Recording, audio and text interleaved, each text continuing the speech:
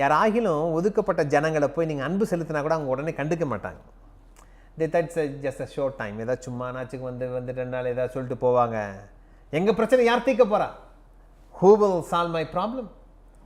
So he said, I have come here to be with you and help you. நான் உங்களோட கூட இருந்து உங்களுக்கு உதவி செய்ய வந்திருக்கிறேன். They didn't believe him in the beginning. அவங்க யாரும் நம்பவே இல்லை. So then he said, he put a small house there, சின்ன வீடு கட்டினாரு. And he began to help those people. Initially they were very reluctant. They said, another man comes, takes pictures and go off. இன்னொருத்தன் வந்தான் photo எடுத்துட்டு ஆகா போகன்னு சொல்லிட்டு போயிடுவான்னு நினச்சாங்க. He stayed there and he began to help them, take care of them, clean them. அவர்களை சரீரங்களெல்லாம் சுத்தம் செய்து அவர் மருந்தெல்லாம் கொடுத்து. But one day he was boiling water in the home. தண்ணி கொதிக்க வைத்துக் கொண்டிருந்தார் தேநீர் குடிப்பதற்காக. The water spilled and fell on his hand. அந்த சுடு தண்ணி கையில் ஊற்றின பொழுது he didn't feel a feeling at all. அந்த கையில் உணர்வே இல்லாமல் இருந்து. Then only he realized he also got leprosy, infected through those people. அந்த ஜனங்களின் மூலமாக தனக்கும் அதே வியாதி வந்தது அவர் அறிந்து கொண்டார். All those lepers were astonished. A man gave his life for us. And all those people began to come to Christ. அத்தனை ஜனங்களும் அப்பதான் புரிஞ்சுக்கிட்டான், ஐயோ இந்த மனுஷன் உண்மையிலேயே அன்புள்ள மனுஷன்யா, உண்மையிலேயே நம்ம தேடி தன்னை பாதிச்சாலும் நம்ம தேடி நமக்கா தியாகம் பண்ணி வந்த மனுஷன் சொல்லி அவர் அவ்வளவு பேர் இயேசுவை அறிந்து கொண்டாங்க. They all knew Jesus. The love of Jesus was there. You see, you know why we often have problems? The one reason is we don't have the love of God enough. நம்மகிட்ட இருக்கிற அநேக போராட்டம் என்ன தெரியுங்களா? தேவனுடைய அன்பு போதுமானவர் நம்மகிட்ட கிடையாது.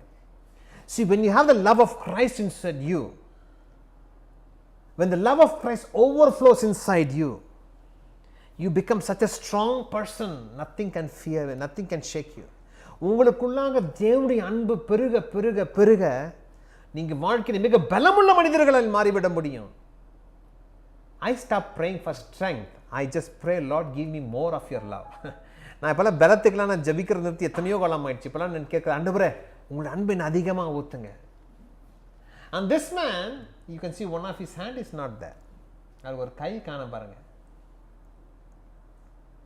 But he had a love of God, which took him to the dangerous place.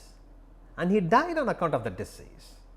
அந்த அன்பு அந்த மனிதனை அந்த வியாதியின் மத்தியில் அவனை கொண்டு போனது, அதில் மறிக்கவும் செய்தார். ஆனால் எப்படிப்பட்ட மனிதனாய் இருந்தார்? புறாவை போல கபலற்ற மனிதனாய் இருந்தார். He did not infect them with his poison, but he infected them with his goodness. அவருக்கு விஷம் போகல, என்ன போச்சு? நன்மை போனது. See, we should infect others with the goodness of Christ in us. நமக்குள்ள இருக்கிற நன்மை மற்றவர்களுக்கு போக வேண்டும். நமக்கிட்ட இருக்கிற நற்சுவாபங்கள் மற்றவர்களுக்கு போக வேண்டும். See, you can go to the work, you can see some வேலை செய்வீங்க பார்க்கலாம். Some will be very busily working very hard.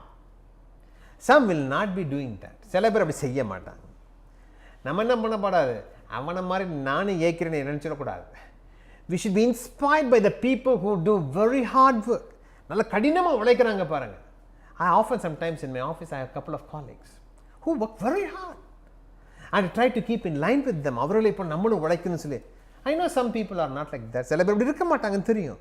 But we should always be inspired by the right people. சரியானவர்கள் நமக்கு வழிகாட்டிகளாக வைத்துக் கொள்ள வேண்டும். Now, let's go back to the story. Now, Jesus said the last one. Those people always persecuted prophets of God. That was a sad thing. கடவுள் தீர்க்கதரிசி அனுப்பின பொழுது அவர்கள் தாங்க ரொம்ப கஷ்டப்படுத்துவாங்க. See, when God sends a message, listen to the message and see what God has for you and get right with God. That's what God expects. கடவுள் நம்மகிட்ட ஒரு செய்தி சொன்னார்னு வச்சுக்கோங்களேன், அதை உள்ள வாங்கி கொண்டு தேவனோடு இருக்கிற உறவை சரி செய்து கொள்ள வேண்டும். But you know what these leaders did? They persecuted them, they chased them, they hunted them and they killed them. They don't like any opposition. இந்த கர்த்தருடைய தீர்க்கதரிசி வந்தாங்கன்னு வச்சுக்கோங்களேன், கர்த்தருடைய செய்தியை கொண்டு வந்தாங்கன்னா, இவரடா நம்ம ஊழியத்துக்கு சிக்கலாக இருக்கிறானேன்னு சொல்லி அவர்களை அடித்து நொறுக்கி கொலை செய்து விடுவார்கள். And that's why Jesus was angry. See, God's message will come to any one of us. தேவனுடைய செய்தி நம்ம எல்லாருக்கும் வரணும்.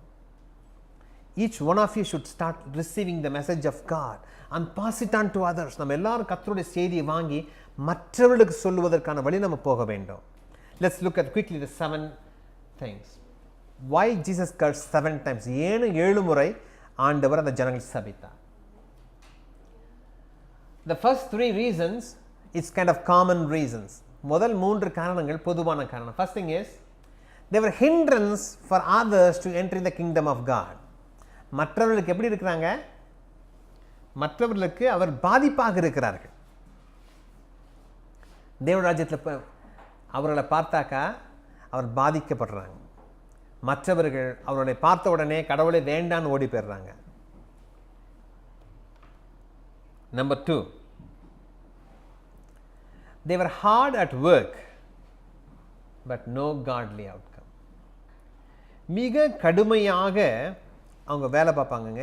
Bible says to preach one message to one person they travel by land and sea.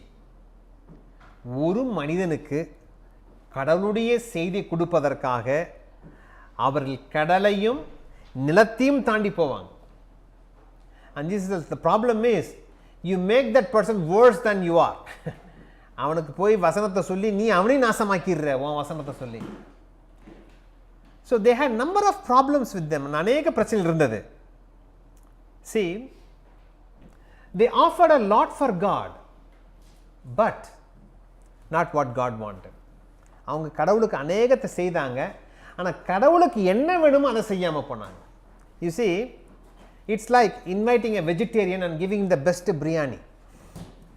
நல்ல ஒரு மரக்கறி சாப்பிட்றவரை கூட்டிகிட்டு போய் நல்ல பிரியாணி கொடுத்தா அவர் எப்படி சாப்பிடுவாரா? See, one of the problems I see is often people offer to God what he doesn't want. கடவுளுக்கு தேவையே இல்லாத பிரியமே இல்லாததை போய் கொடுப்பாங்க. And nobody has understanding why they are doing that. கடவுளுக்கு ஏன் இப்படி